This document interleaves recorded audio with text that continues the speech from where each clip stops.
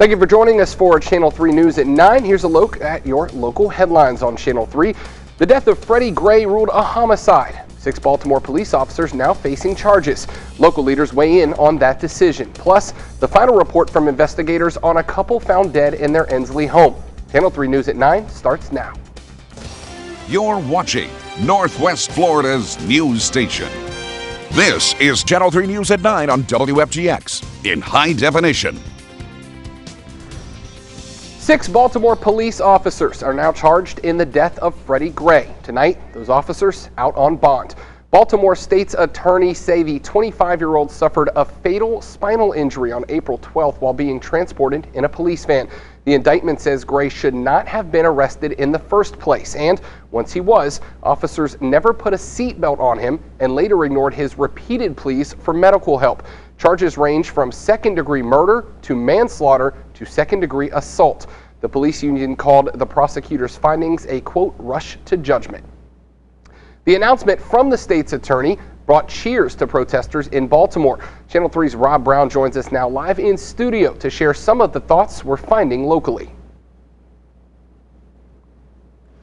I think this will be a nationwide awakening to police violence and some of the inequalities that are inherent in our system that we've allowed to go on for too long.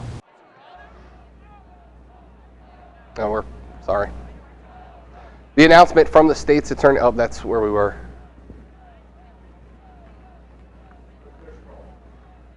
Former Florida Governor Jeb Bush weighing in on the problems in Baltimore today.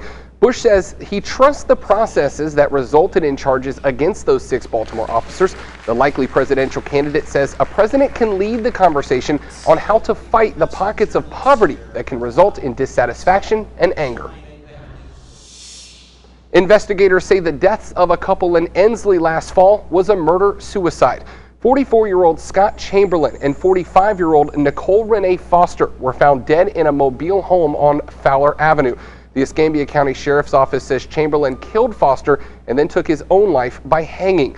Medical examiners were unable to determine the cause of Fowler's death because of decomposition.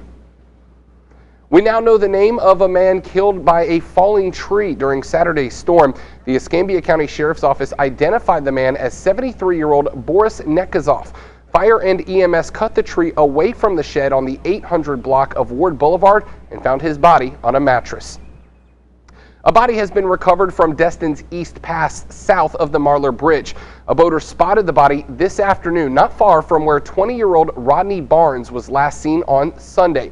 An Okaloosa Sheriff's Marine Unit recovered the body. The medical examiner's office will conduct an autopsy to make a positive identification.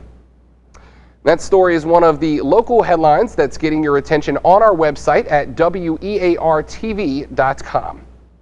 A motorhome caught on fire in Pensacola Beach this afternoon.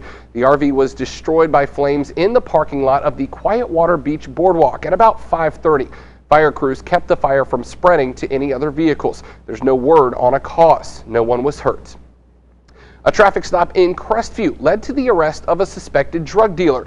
Police say John Elmore of Baker had 24 prescription pills in his pocket, and they found marijuana, meth, and 12 grams of cocaine in his car.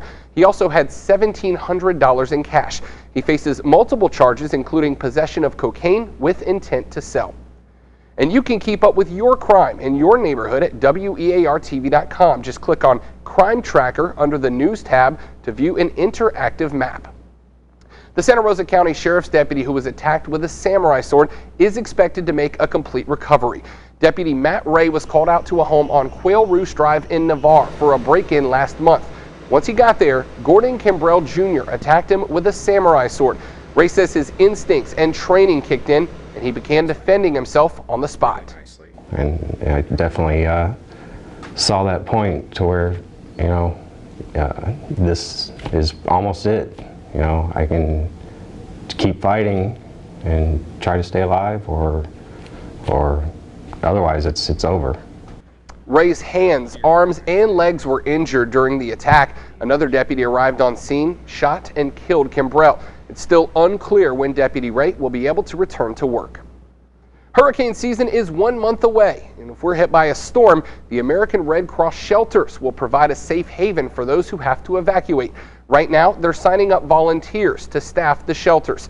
They have a training session scheduled for Thursday, May 14th from 9 a.m. to noon at the Milton Community Center. If your church or organization would like to host the session, you can call the Red Cross at 432-7601.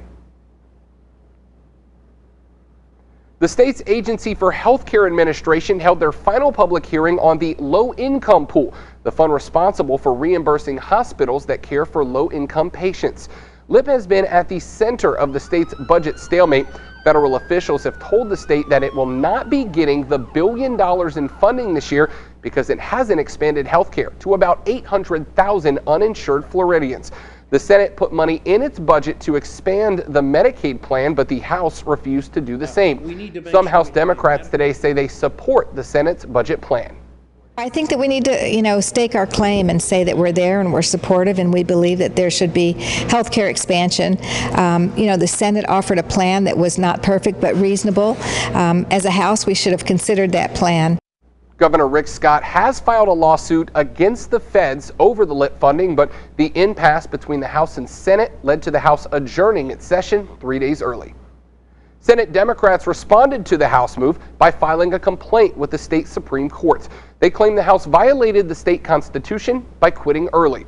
Today, the High Court dismissed that lawsuit, but agreed that the House move was unconstitutional. The justices unanimously ruled that there would be no beneficial result by ordering House members back by midnight tonight. A special session will be called to get a budget finished by June 30th and keep government offices open. Hurlburt Field's newest squadron commander is a woman with an impressive list of accomplishments and a fearsome nickname.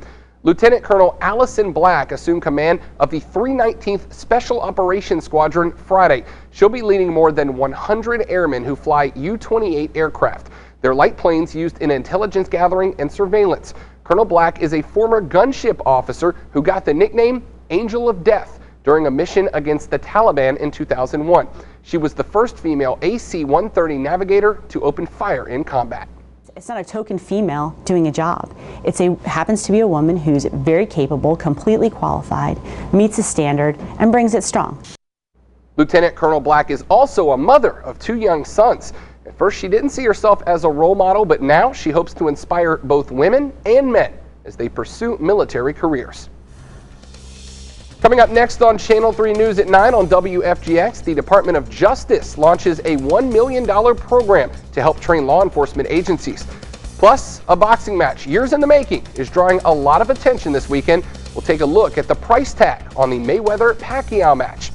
You can get all your news, weather, and sports all the time on your mobile device. Search WEAR TV on iTunes or Google Play and download the free app.